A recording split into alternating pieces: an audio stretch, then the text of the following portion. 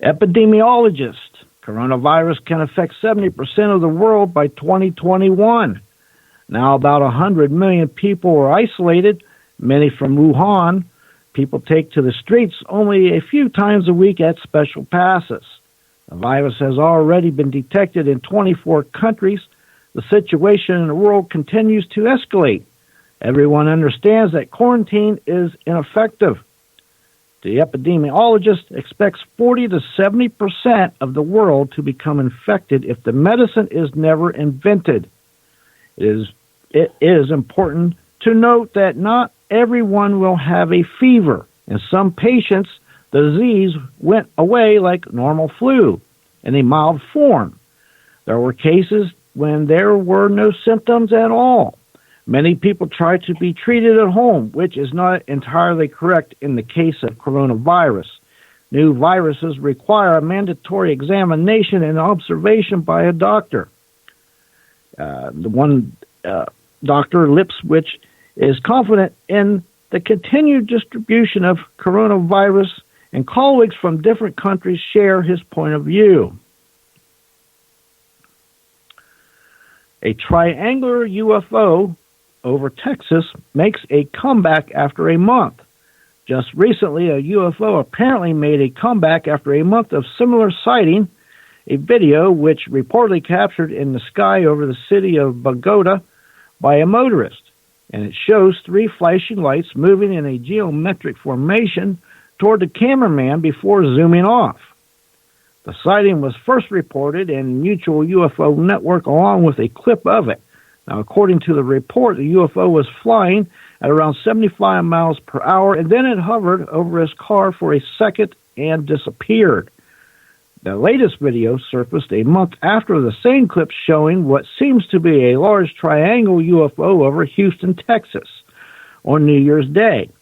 The bizarre object appeared to have three lights dancing in the dark sky and maintaining a formation. It prompted conspiracy enthusiasts to offer alien and military-related theories as an explanation as well.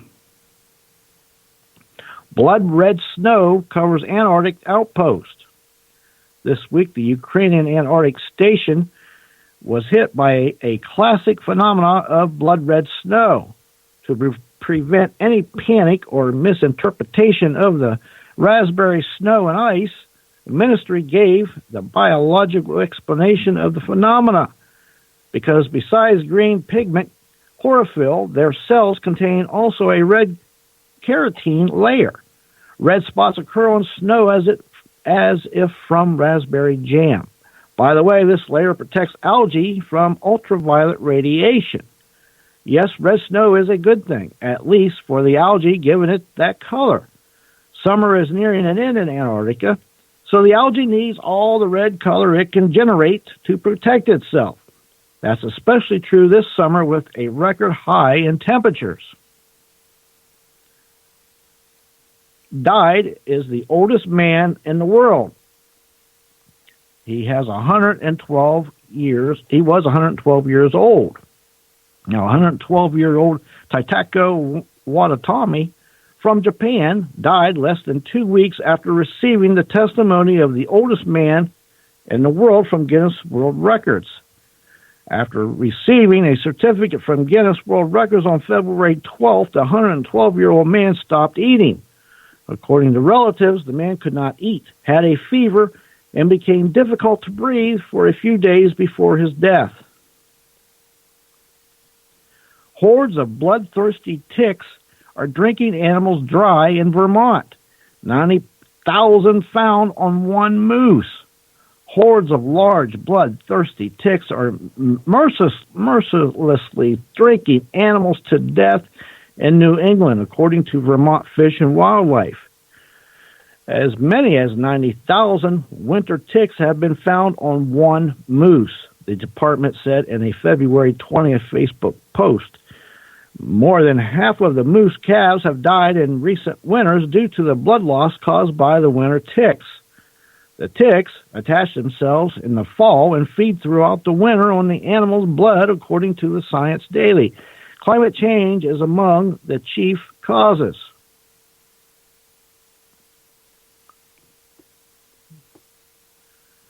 alien abduction the night they took my sister. In 1988, our family lived in a small apartment town in Ohio. At the time, I was 11 years old, and my 10-month-old sister and I shared a bedroom. I jumped out of bed. Suddenly, the bedroom started to fill up with a white light. It was brightest above my sister's crib. As the light intensified, I noticed something coming through the wall. As I watched, the form became visible. It was my sister floating above the crib in a prone position. She had come through the light and through the wall. Her body slowly descended into the crib and the light, as well as the droning sound began to diminish. Instantly, I regained all my faculties. I jumped out of the bed and went over to my sister. She was asleep and seemed fine. I stood there by the crib and watched her while thinking I should tell my mother what I witnessed. I decided that I should keep this a secret. Not long after, we moved to a larger apartment, and my sister and I both had our own rooms. Now to the present, last week, my sister and I got together at her home in Michigan. She has her own family and 2 great kids. As we sat in the living room talking, she started to tell me about something that her 5-year-old daughter told her. It seems that her daughter had an experience very similar to my sister's incident when she was 10. I detailed to her what had happened to her, and she looked at me and mentioned that she thought that she had experienced several abductions and that she had an odd encounter a few years back that involved a strange being that confronted her in her own bedroom. She had no further recollection beyond that. Next news break, top of the hour. You're listening to Night Dreams Talk Radio After Dark with our host, Gary Anderson. And that is me. Well, we're trying to get David Pierce on the phone now so we can talk about Bewitched. And we should have him on the phone here any second. Hey, David, how you doing? I'm doing well. How are you? I'm doing good. You're live right now on the internet and on radio stations. You're on Night Dreams Talk Radio. Hey, David Pierce, you know what? Yep. The Bewitched history book. What? Well, first, I can't believe somebody wrote a book about it. You know how many people grew up, not on the reruns, but I'm certain there's a lot of them even on the reruns. But I remember the original Bewitched. Now, see, I was one of the rerun babies because it ended 4 years before I was born. What made you decide to write a book about it? I've just always loved the show. I loved the magic, and I especially loved Elizabeth Montgomery. Well, join the crowd. She was so beautiful. She was very, she could wiggle her nose better than anybody could. Yeah. You know, and a little secret, she really didn't wiggle her nose, she wriggled her upper lip. And it gave you the impression she was wiggling her nose. Yeah. Interesting. What happened to the original Darren? Did he get sick or did something happen? Or why was he replaced? Well, so Dick York was in a movie with Gary Cooper in 1959 called They Came to Cordura, and he was in a scene with some other gentlemen where they were to be lifting one of those rail cars, you know, that you pump up and down to go along the railroad tracks. And he didn't hear the director yell cut, and so he was the only one left holding this rail car, and it wrenched his spine.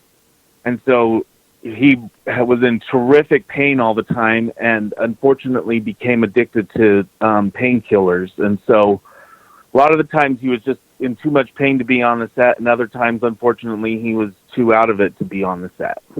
Oh, wow. Did he ever recover from that?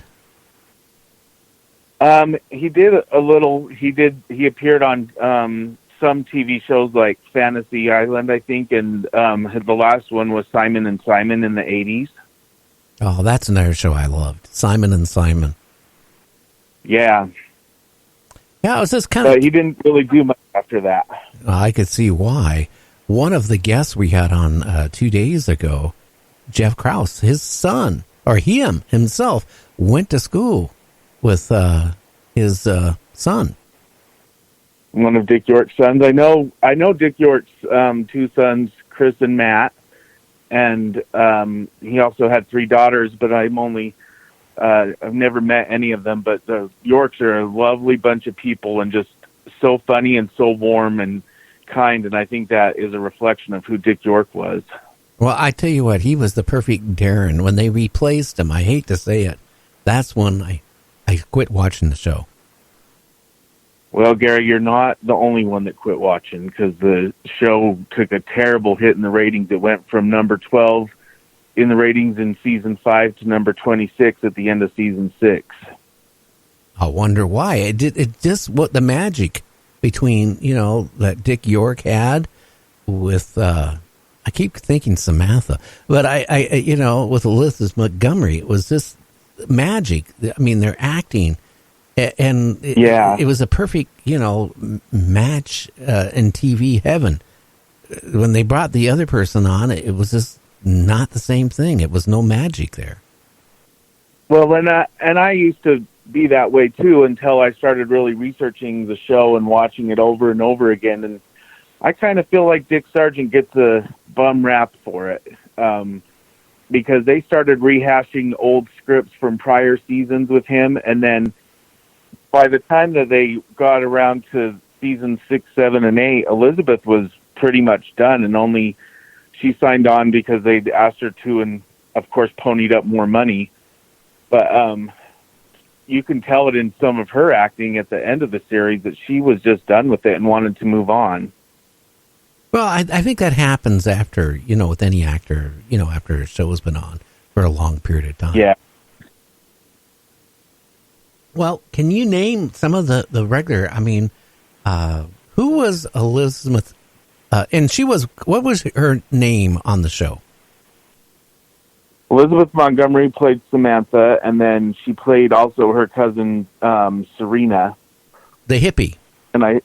Yeah, the hippie. I heard you guys talking about her earlier. Yeah, she was a hippie in a lot of them. She was very devious and man-hungry, and she was my favorite. And then just this past week, I on my Facebook page where I promote and also celebrate my book, the Bewitched history book, but also the show, we celebrated the 50th anniversary of one of the most popular episodes called Serena Stops the Show, where she takes in reality the mortal singing group Voice and Heart, who wrote the Monkey songs, takes them to a witch party and has them perform for her.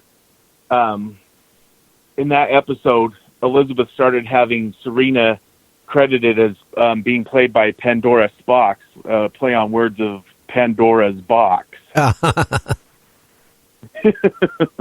Interesting. And there were a lot of people that thought that it was a different actress. And quite frankly, when I was little, I totally thought it was a different actress until I read that it was Elizabeth. Yeah, she it was funny too. Poor Darren would, sometimes come home and it wasn't his wife. Yeah. It was Sabrina. It was, her cousin. Yeah.